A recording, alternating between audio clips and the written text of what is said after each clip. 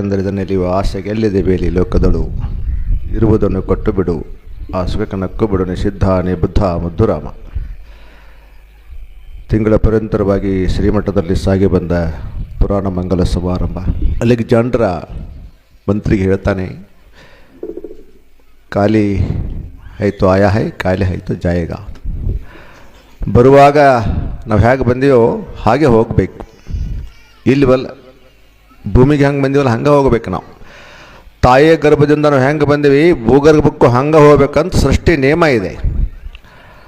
ಅದಕ್ಕೆ ಅಲೆಕ್ಸಾಂಡ್ರ ಹೇಳಿದ ಮಂತ್ರಿಗೆ, ನಾನು ಸತ್ತ ಮೇಲೆ ನನ್ನ ಕೈಗಳನ್ನು ಪೆಟ್ಟಿಗೆ ಹಾಕಬೇಡ್ರಿ, ಹೊರಗೆ ಇಡ್ರಿ. ಇದು ಮೊದಲನೇ ನಿಯಮ.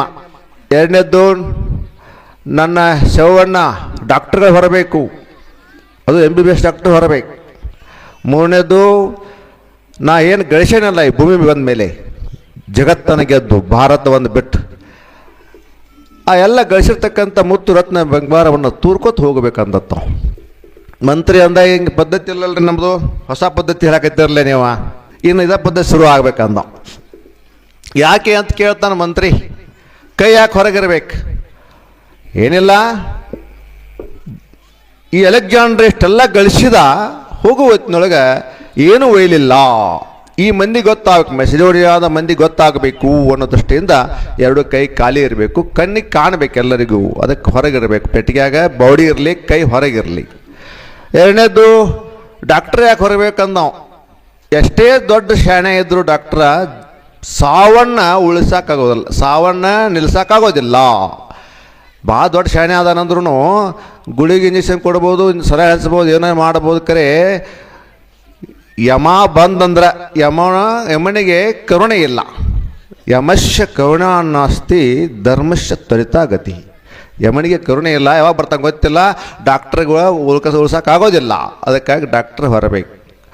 ಮತ್ತು ಎಲ್ಲ ಗಳಿಸಿದ್ದೆಲ್ಲ ತೂರನಕತ್ತಿರಲ್ಲ ಈ ರಾಜಬೀದಿ ಒಳಗೆ. ಯಾಕೆ ಅಂತ ಕೇಳಿದಾಗ, ಇದು ಇಲ್ಲೇ ಭೂಮಿಗೆ ಬಂದ ಮೇಲೆ ಗಳಿಸಿರ್ತಕ್ಕಂಥದ್ದು, ಇದು ಇಲ್ಲೇ ಉಳಿಬೇಕು, ಅದಕ್ಕೆ ಮಂದಿಗೆ ಗೊತ್ತಾಗಬೇಕಂತ ಹೇಳಿ ಈ ಮೂರು ನೇಮನ್ನು ಹೇಳಿದಂಥ ಹಂಗೆ ಮಾಡ್ತಾರೆ ಅವ್ರು ಸತ್ತ ಮೇಲೆ.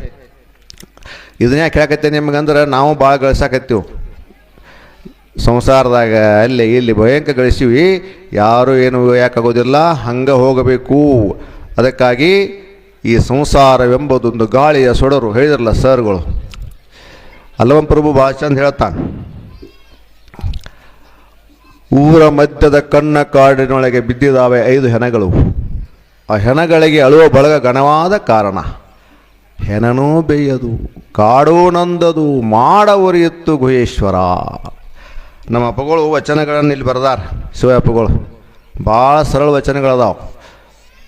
ಸರಳ ಅಂದ್ರೆ ಏನು, ಮತ್ತು ಅವು ಹಗರಲ್ಲ, ಮತ್ತು ಸರಳ ಅಂದ್ರೆ ಈಗ ನಮ್ಮ ಮುಂಡಗಿ ಪದ ಅಂತೇಳಿ ಆ ರೀತಿಯಾಗಿ ಹೇಳಿರ್ತಕ್ಕಂಥ ವಚನಗಳದಾವೆ. ಹೆಸರೆಟ್ಟ ಮೃದು ಮುಖವಾಣಿಗಳು, ಒಳಗವು ಭಾಳ ಗಡ್ಸದಾವ. ಮ್ಯಾಲ ಮೃದು ವಚನಗಳು ಬರ್ದಾರ, ಕಡೆ ಒಳಗೆ ಗಡ್ಸದಾವ. ಒಂದೊಂದು ವಚನನ ಎಷ್ಟು ದೋಷ ಹೇಳಿದ್ರು ಮುಗಿಯಂಗಿಲ್ಲ. ಅಂಥ ವಚನ ಹೇಳಿದಾರೆ ಅಪ್ಪಗಳು. ಇಲ್ಲಿ ಹೇಳ್ತಾರೆ, ಸಂತ ಮಹಂತ ತತ್ಪುರುಷರ ವಚನಗಳು ಊರುಗೋಲು, ದೀಪಮಾಲೆಂದು ತಿಳಿಯಿರನ್ನ. ಅಪ್ಪಗಳು ಬರದಾರೆ ವಚನ. ಅದಕ್ಕೆ ಶರಣರ ವಚನಗಳು ಎಷ್ಟು ಚಲೋ ಅದಾವಂದರೆ, ಇವತ್ತಿನ ವಿಷಯ ಕುರಿತು ಹೇಳಿದ್ದಾರೆ ಸರ್ ಮತ್ತು ನಮ್ಮ ಶರಣರು. ಊರ ಮಧ್ಯದ ಕಣ್ಣ ಕಾಳು ಬಿದ್ದಿದ್ದಾವ 5 ಹೆಣಗಳು, ನಮ್ಮೊಳಗೆ 5 ಹೆಣ ಅದಾವಂತೀವಿ. ಯಾವ? ಶಬ್ದ, ಸ್ಪರ್ಶ, ರೂಪ, ರಸಗಂಧ. ಇವುಗಳಿಗಾಗಿ ಅಳುವ ಬಳಗ ಘನವಾದ ಕಾರಣ. ಈ ಶಬ್ದಕ್ಕಾಗಿ ಅಳವರು, ರೂಪಕ್ಕಾಗಿ ಅಳವರು, ಸ್ಪರ್ಶಕ್ಕಾಗಿ ಅಳವರು ಎಷ್ಟು ಜನ ಅದಾರಂದ್ರೆ ಲೆಕ್ಕ ಇಲ್ಲ. ಘಣ ಶಬ್ದ ಪ್ರಯೋಗ ಮಾಡ್ತಾರೆ, ಘಣ.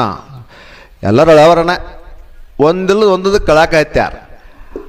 ಆಮೇಲೆ ಇದು ಬಳಗ ಘನವಾದ ಕಾರಣ. ಇದು ಸಾಣದಲ್ರಿ, ಅದು ಇದೇನು ಬಳಗ ಐತ್ಲೆ ಅಳು ಒಳಗ. ಈಗ ತಿಳ್ಕೊಂಡಾಗ ಹೇಳ್ತಿರ್ತಾರೆ ಉಂಟು, ಬಳಗ ಭಾಳ ಮಾತಿರ್ತಾರಲ್ಲ, ಹಂಗೆ ಇದಕ್ಕೆ ಕಳಾಕೈತಾರೆ ಎಲ್ಲರೂ. ಶಬ್ದಕ್ಕಾಗಿ, ಸ್ಪರ್ಶಕ್ಕಾಗಿ, ರೂಪಕ್ಕಾಗಿ, ರಸಕ್ಕಾಗಿ, ಗಂಧಕ್ಕಾಗಿ ಕಳಕತ್ತಿದ್ದಾರೆ. ಮುಂದೆ ಹೇಳಿದ್ರೆ 3 ಮಾತು. ಏನೋ ಬಳಗ ಘನವಾದ ಕಾರಣ, ಕಾಡು ನಂದದು. ಕಾಡಂದ್ರೆ ಆಸೆ ಇರಲ್ಲ, ಆಸೆ. ಒಟ್ಟು ಇದು ಭಯಂಕರ ಅಳಕತ್ತಿದ್ದಾರೆ. ಅದು ಕಾಡು ನಂದದು ಅಂದ್ರೆ ಆಸೆ ಅಳ್ಯಂಗಿಲ್ಲ. ಮಾಡ ಉರಿಯಿತ್ತು ಗುಹೇಶ್ವರ. ಮಾಡಂದ್ರೆ ಆಯುಷ್ಯ ಹೋಗಿಬಿಡ್ತು ನಾವು ಇದ್ರಾಗನ. ಈ ವಸ್ತುಗಳನ್ನು ಪಡ್ಕೋಬೇಕು ಅಂತ ತಿಳ್ಕೊಂಡು ನಾವೇನು ಬಯಕೆಯನ್ನು ಇಟ್ಕೊಂಡಿವಿ, ಇದರಿಂದ ನಮ್ಮ ಆಯುಷ್ಯ ಹೋತು, ನಾವು ಎದಕ್ಕೆ ಬಂದೀವಿ ಅಂತ ನಮ್ಗೆ ಗೊತ್ತಾಗಲಿಲ್ಲ. 84 ಲಕ್ಷ ಯೋನಿಯೊಳಗೆ ಬಂದೆ ಭಾರತ ಭವಂಗಳು ಒಂದೇ ಶುಭಾಶುಭಗಳು ಕಂಡೆ ಹಿಂದನ ಜನ್ಮಗಳು ಏನಾದರೂ ಆಗಲಿ, ಮುಂದಿನ ಕರುಣಿಸ ಚನ್ನಮಲ್ಲಿಕಾರ್ಜುನ ಅಂತ ಅಕ್ಕ ಹೇಳಿದಾಳೆ. ಈ ಮಾನವ ಜನ್ಮಕ್ಕೆ ಬಂದಿರತಕ್ಕಂಥ ನಾವು ಭಾಳ ಶ್ರೇಷ್ಠ ಅಂತ ಹೇಳಿದ್ವಿ, ಕರೆ ಇದು ಸಾರ್ಥಕ ಮಾಡ್ಕೊಳ್ಳಿಲ್ಲ ನಾವು. ಎದಕ್ಕೆ ಹೊಂಟತ್ತೆ ಎಂಬುದೆಲ್ಲ ಆಯುಷ್ಯ ಶಬ್ದ ಸ್ಪರ್ಶ ರೂಪ ರಸಗಂಧ.